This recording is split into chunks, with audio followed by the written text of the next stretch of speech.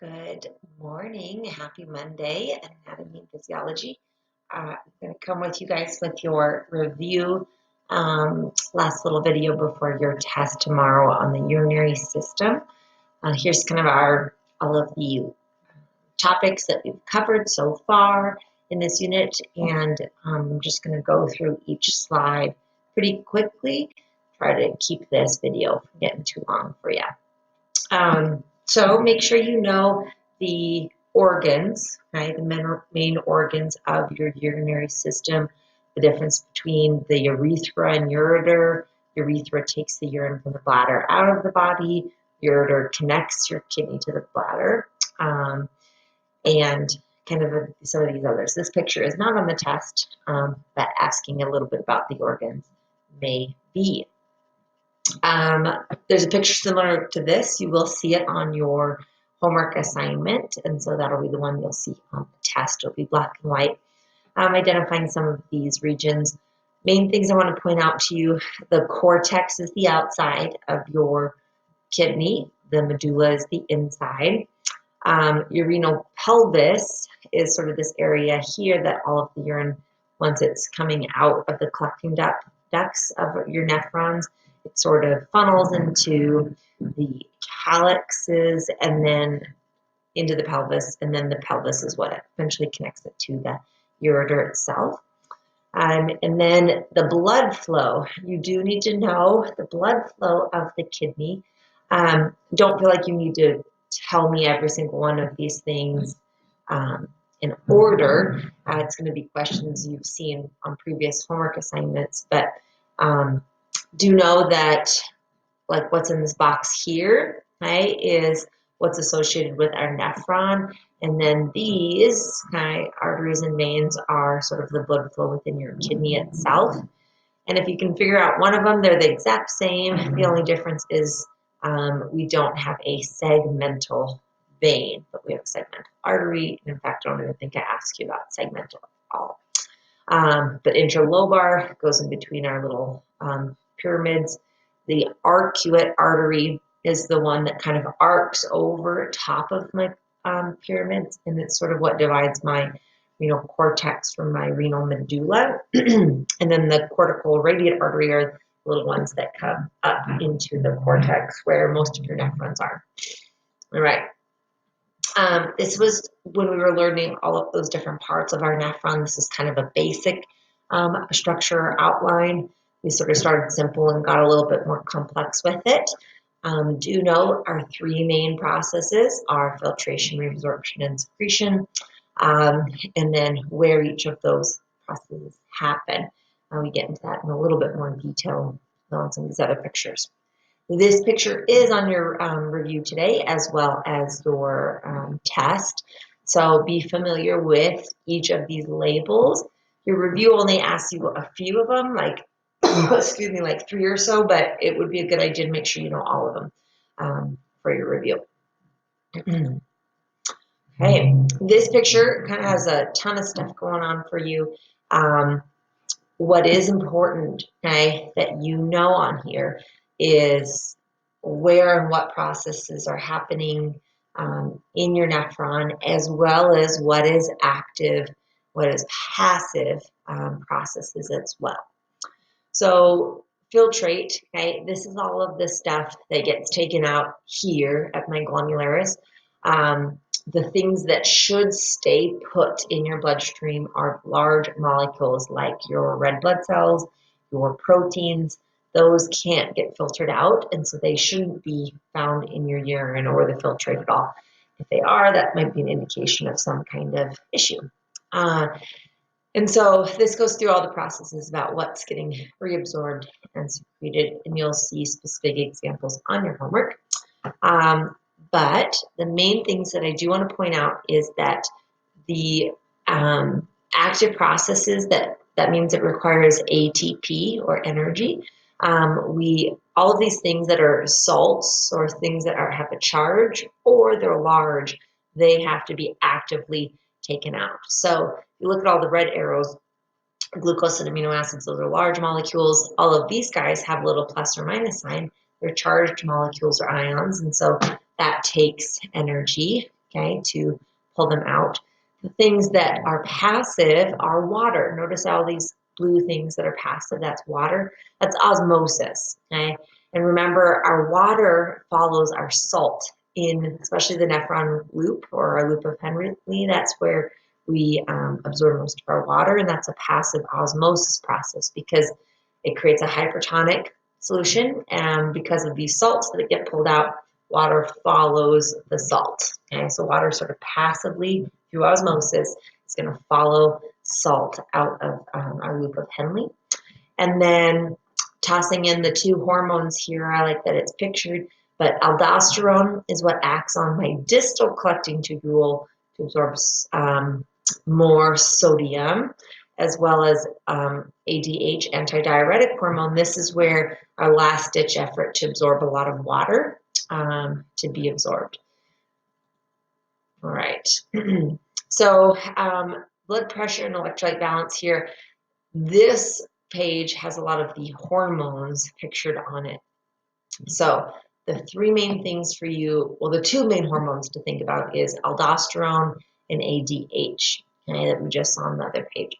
So think of aldosterone as encouraging more sodium reabsorption, and because of that, it absorbs more water because water follows salt.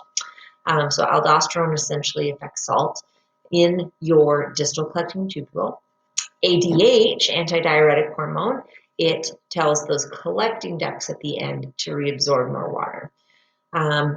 If you get more water in your bloodstream, okay, or excuse me, more water going into your blood from your kidneys, you're going to increase your blood pressure. And your kidneys like high blood pressure. They are putting out these hormones to increase pressure so they can do their job, their filtration. So think of everything as trying to increase, okay, our blood pressure. So why these hormones would be secreted is because you have a falling blood pressure and your kidneys don't like low blood pressure. So that's when everything gets triggered. Don't feel like you have to have every single thing memorized, but do know aldosterone encourages water reabsorption because it follows the sodium. Okay? The distal collecting tube, ADH, is in the collecting ducts, where we also reabsorb water. The renin-angiotensin system, RAAS, it is just simply what leads. It's like the first domino effect that's going to cause these other things to come on and turn on. Okay, but aldosterone and ADH, those are the two main guys to know from here. Okay, we've already filled this out. You'll see some of these things on your homework assignment. This is the basic organs. Ureters, the way we get urine down the ureters is through peristalsis. Remember that. And our bladders are really stretchy when they expand full of urine. Okay? It's because of that transitional epithelial tissue. Okay, so something new to write down here in your notes. So our kidney structure, we've already gone over these three main sections, the cortex, the medulla, and the renal pelvis. But the nephron has all of these different tubes on it. So let's kind of go through these. So first off, your nephron has a glomerulus. That's where filtration happens, and you've got a lot of blood vessels, the afferent and efferent. Glomerular capsule is also known as your Bowman's capsule that collects the filtrate. Your PCT, proximal convoluted tubule, is the next section of the nephron. Then it dips down into, so this would be my PCT here, no, excuse me, right here. Here would be the nephron loop. And then this is where water gets reabsorbed by osmosis. Then we have our distal, oh, and just remember, yeah, water always follows salt. Our distal convoluted tubule, or DCT, is essentially where our salt will be reabsorbed and water reabsorption as well, thanks to aldosterone. It's going to affect here. And then our collecting duct, right, is going to be the final place where we have water reabsorption, last-ditch effort to reabsorb anything else you need to, and ADH affects your collecting duct. All right. Don't go on speedy here, guys, because most of this stuff hopefully is review. And then kidney physiology, these are the functions essentially of your kidneys. So I bet you could probably guess this F, R, and S. We talked about it, all this unit: filtration, reabsorption, and secretion, right? And then finally just getting that stuff out of the body through the collecting ducts. So filtration occurs at the glomerulus. This is a passive process, right? It is simply going from high pressure to low pressure because the afferent arteriole going in is got a wider diameter than the efferent arteriole coming out. And so we forcefully, but passively without energy, force our filtrate into the glomerular capsule or Bowman's capsule for collection. Then the good stuff that we got out, we want to reabsorb. So the goal of reabsorption is to get the good stuff back into the bloodstream that was filtered out in this like forceful process. So this happens at many places, mostly the PCT, but we're going to reabsorb water and some salt in the loop of Henle, and then our last little ditch effort of reabsorption happens at the DCT, distal collecting tubule. Secretion is where we want to get rid of anything else, the bad stuff that's still in the bloodstream, maybe toxins, for example, drugs, things like that. Most of it happens at the PCT, but also at the DCT as well. Okay? And then lastly, the collecting duct is just simply our where all the bad stuff hopefully is. And we can get more water, though, out of the collecting duct thanks to the hormone ADH, antidiuretic hormone. So I think that was the last thing that we had to fill out on your study guide. We've already gone through all of these functions of the urinary system. You'll see some questions on your homework that ask you like which the following is or is not. So your kidneys produce hormones that are going to help, especially maintain your blood pressure. That's one important function. Our kidneys also make sure that our blood has all of the correct stuff in it to be normal and healthy. We want our blood to be slightly alkaline, basic. It's usually around a 7.35. We do not want our blood to become acidosis. And so we end up having the acid pulled out of my bloodstream and into my urine. So that ends up making the pH of urine slightly more acidic. So urine is acidic, blood is basic, okay, just slightly though. So one important function is to balance the pH of our blood. It also, osmoregulation, the water balance. We want to make sure there's enough water in our bloodstream. All of these harmful things, this is what should be in the urine, these waste products from just simply living life, okay? All of these different metabolisms we do, we produce these wastes, so we have to get rid of them. Super duper important is blood pressure so our kidneys help with that system. Vitamin D we didn't talk very much about, but it is an important thing that it converts this chemical for vitamin D is a part of your kidney's job and role. Hematopoietin, this is red blood cell formation hormone, and so your kidneys are also making sure you have enough blood in your bloodstream and sends that hormone out. And then our salt balance as well. So if we have too much salt, we're going to urinate out more. If we don't have enough, we're going to conserve it. And so all of these are important functions of your urinary system. I tried to go really fast to keep your guys' video for today as short as possible.